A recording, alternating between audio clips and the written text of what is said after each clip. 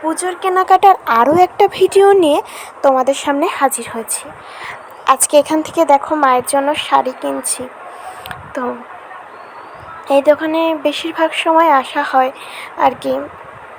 তো দেখো এই শাড়িগুলো নাকি পুজোয় নতুন এসেছে। তো এই শাড়িগুলো কেমন তোমরা কিন্তু কমেন্ট করে জানাবা। আর দেখো চারিদিকে কিন্তু অনেক শাড়ি, তোমরা কিন্তু এখানে আসতে পারো। এটা হচ্ছে অপ্সরা বস্ত্রালয়। তো এখানে চলে আসবা তোমাদের শাড়ি কেনার প্রয়োজন হলে।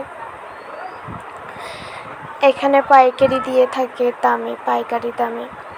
আর দেখো মার্কেট করতে করতে বৃষ্টিও চলে এসেছে। আবার একটা ওড়নার দোকানে আসলাম। এখানে দেখো অনেক ওড়না পাওয়া যাবে, বিভিন্ন রকমের ওড়না।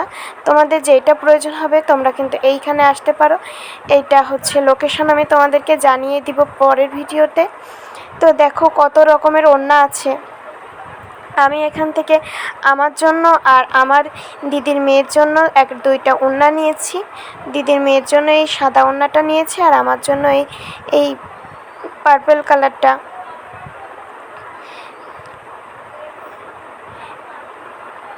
পুজোর কেনাকাটা তোমাদের কত দূর হলো অবশ্যই কিন্তু কমেন্ট করে জানাবা। আর এখান থেকে একটু সিট নিচ্ছি। এই সিটগুলো দিয়ে